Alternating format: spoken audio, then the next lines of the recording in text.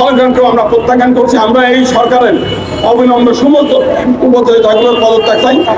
একটা নতুন করে জাতীয় সরকার গঠন, যাদের মাধ্যমে আমাদের সংখ্যালঘু সম্প্রদায়ের আমাদের আশা আকাঙ্ক্ষা পূর্ণ হবে বলে আমরা বিশ্বাস করি। তাচ্ছিল্য করে হিন্দু সম্প্রদায়কে একের পর এক হামলা করতেছে, লুটপাট করছে, অগ্নিসংযোগ এগুলো চলছে। বিগত দিনের যে দুঃসহ যন্ত্রণা, সেই যন্ত্রণা আমাদের আর পুনরাবৃত্তি হবে না, আমাদেরকে আর ওই যন্ত্রণা সহ্য করতে হবে না।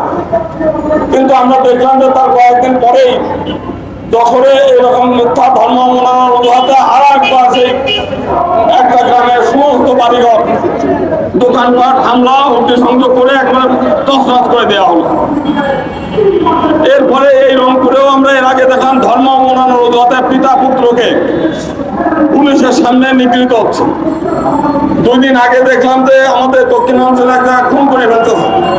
সারা দেশে খুন, জমি দখল, হামলা একটার পর একটা চলছে।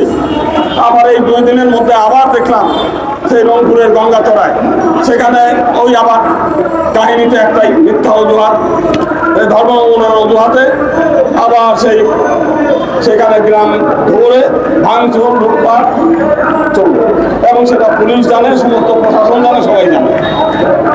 আজকে এই ঘটনাগুলো কেন ঘটতেছে আমরা দেখতে পাচ্ছি যে আগের সরকারকে তারা তাদের গতি ঠিক রাখতে পরিকল্পিতভাবে হিন্দুদের ঘর হামলা করতো তাদের দলীয় লোকদের দ্বারা। পরে বাংলাদেশ একটি জঙ্গিবাদী দল রাষ্ট্র তৈরি হয়ে গেছে, আমরা সেটা ঠেকাতে চাই, আমরা ক্ষমতায় থাকতে চাই, এ হচ্ছে তাদের ছিল সেই টাইপের। আর বর্তমান সরকার হচ্ছে হিন্দু মানেই হচ্ছে দেশদ্রোহী, হিন্দু মানে ভারতপন্থী, হিন্দু মানে রয়্যাল এজেন্ট, এইগুলো করে রাষ্ট্রের সর্ব জায়গা থেকে আরম্ভ করে। সেই কোনো সংস্কার কমিটিতে হিন্দু নাই, এরা রয়্যাল এজেন্ট, এরা ইন্ডিয়ান। উপদেষ্টা পরিষদে কোনো হিন্দু নাই, এরা হলো সব ইন্ডিয়ান।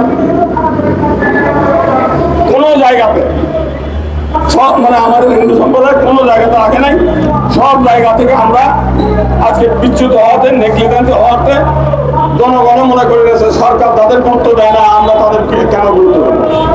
যে কারণে আর কেউ জানে কেন ভাবে তুচ্ছ তাচ্ছিল্য করে হিন্দু সম্প্রদায়কে একের পর এক হামলা করতেছে, লুটপাট করছে, অগ্নিসংযোগ এগুলো চলছে। প্রশাসন থেকেও কোনো রক্ষা করার কোনো শক্তি নাই, বালাই নাই।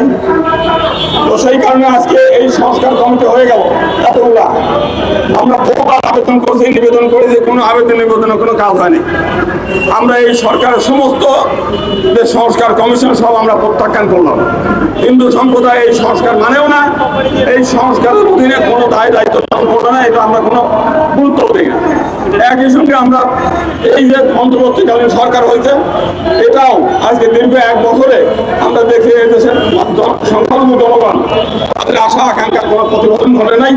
এই সরকারকেও আমরা প্রত্যাখ্যান করছি। আমরা এই সরকারের অবিলম্বে সমস্ত উপদেষ্টাগুলোর পদত্যাগ চাই।